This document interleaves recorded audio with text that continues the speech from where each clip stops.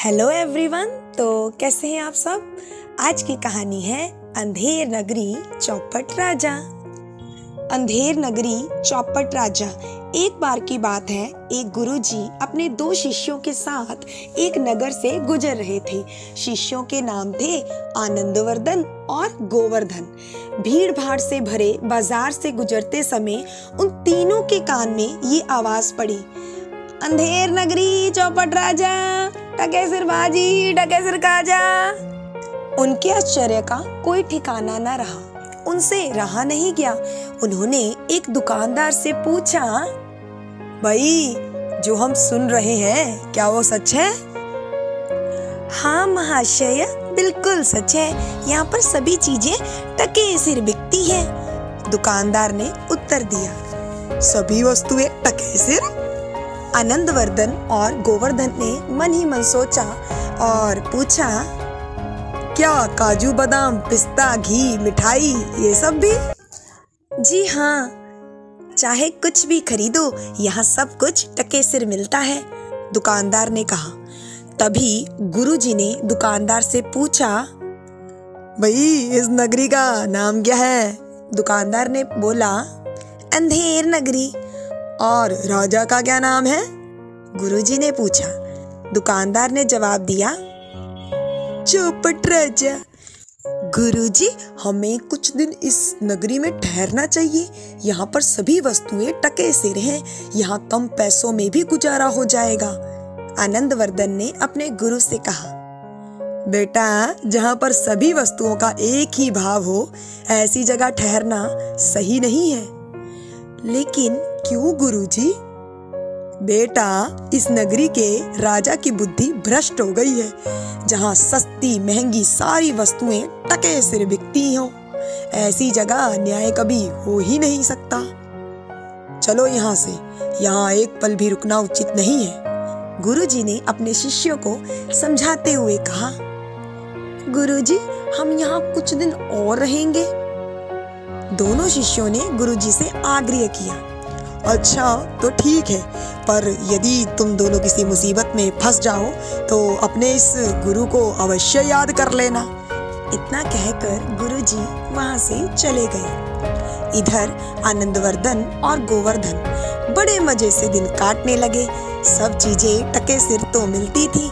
दोनों खा खा कर खूब मोटे हो गए थे। कभी कभी उन्हें अपने गुरुजी की याद भी आती थी, तो वो सोचते थे, गुरुजी भी हमारे साथ रह जाते तो कितना अच्छा होता। वे कहते थे कि ये अंधेर नगरी है, यहाँ पर रहना ठीक नहीं है, पर यहाँ तो सब तरह के मजे हैं। कभी कभी उन्हें अपने गुरुजी की याद आती थी, तो वो सोचते, गुरुजी भी हमारे साथ रह जाते तो कितना अच्छा होता। वे कहते थे कि ये अंधेर नगरी है, यहाँ पर रहना ठीक नहीं है, पर यहाँ तो सब तरह के मजे हैं। एक दिन आनंदवर्धन और गोवर्धन नगरी में घूम रहे थे। तभी एक स्थान पर उन्होंने लोगों की भीड़ खड़ी देखी। दोनों उस भीड़ की ओर गए और भीड़ में खड़े व्यक्ति से पूछा, भाई क्या बात है, ये भीड़ क्यों लगी है?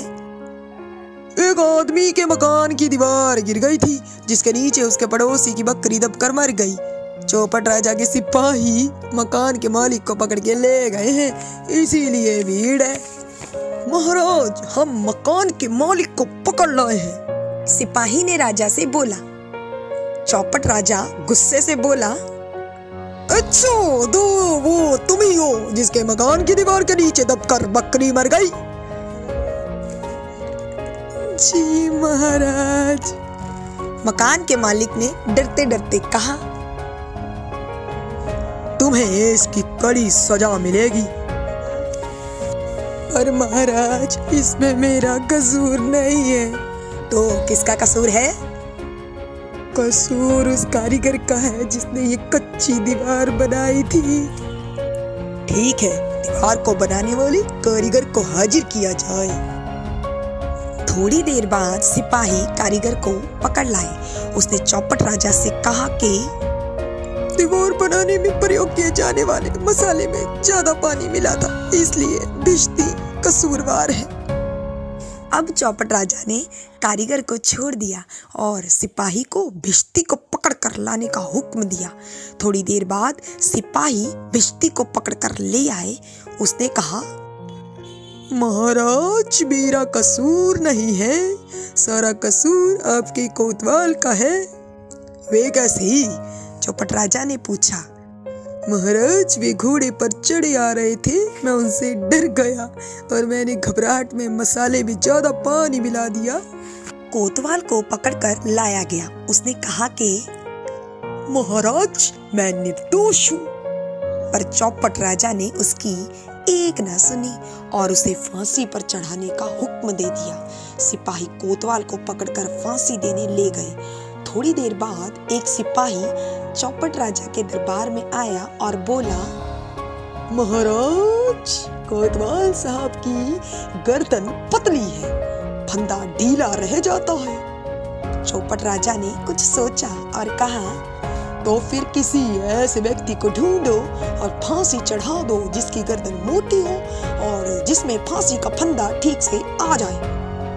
अब राजा के सिपाही किसी मोटे आदमी की खोज में चल दिए।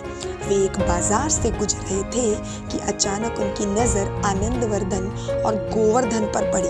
दोनों एक दुकान पर बैठे मिठाई खा रहे थे। सिपाहियों ने आनंदवर्धन को पकड़ लिया क्योंकि उसकी गर्दन बहुत मोटी थी। वे बहुत चीखा चिल्लाया, पर अंधेर नगरी में उसके सुनने वाला कोई नहीं था। आनंदवर्धन को चौपट राजा के सामने पेश किया गया। उसे देखते ही राजा ने कहा, ठीक है, इसकी गर्दन मोटी है, इसे ही फांसी पर चढ़ा दो। आनंदवर्धन को गुरुजी की कही बात याद आ गई। उसने राजा चौपट से प्रार्थना की, महाराज, मैं फांसी पर चढ़ने से पहले अपने गुरुजी के दर्शन करना चाहता हूँ। चौपट राजा ने आनंदवर्धन के गुरु को ढूंढकर लाने का हुक्म दिया। आनंदवर्धन ने गोवर्धन को गुरुजी को लेकर आने भेजा। चौपट राजा के सिपाही गोवर्धन को साथ लेकर गुरुजी को ढूंढकर ले आए। रास्ते में गोवर्धन ने गुरुजी को सारी आपबीती सुनाई। गुरुजी को जिस बात की आशंका थी वही हुई। सिपाहियों ने आनंदवर्धन से कहा, फांसी पर चढ़ने से पहले अपने गुरुजी से जो कुछ कहना है कह लो। गुरुजी ने आनंदवर्धन के कान में कुछ कहा। थोड़ी देर बाद दोनों झगड़ने लगे। गुरु कहते, मैं तुम्हारा गुरु, मैं फांसी पर चढ़ूंगा। और आनंदवर्धन कहता, गुरुजी, मैं आपसे छोटा हूँ, मैं फांसी पर चढ़ूंगा। झगड़ा बढ़ता देखकर सिपाही उन्हें चौपट राजा के पास लेकर गए और कहा, महाराज, अब आप ही फैसला करें, किसे फांसी दी जाए। दोनों फांसी पर चढ़ना चाहते हैं, परंतु फांसी तो एक को ही दी जाएगी ना। राजा ने कहा। चौपट ने गुरुजी से पूछा, तुम फांसी पर क्यों चढ़ना चाहते हो?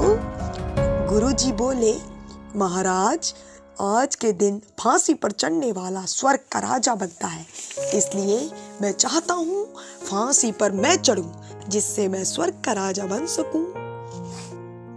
तुम दोनों ने मुझे मूर्ख समझ रखा है क्या? मैं फांसी पर चढ़ूंगा और स्वर्ग का राजा बन जाऊंगा। मेरे रहते स्वर्ग का राजा कोई दूसरा नहीं बन सकता। चौपट राजा ने कहा, इन दोनों को छोड़ दो और फांसी पर अब हम चढ़ेंगे। अंधेर नगरी का चौपट राजा स्वयं फांसी चढ़ गया। इस प्रकार जनता को मूर्ख राजा से छुटकारा मिल गया।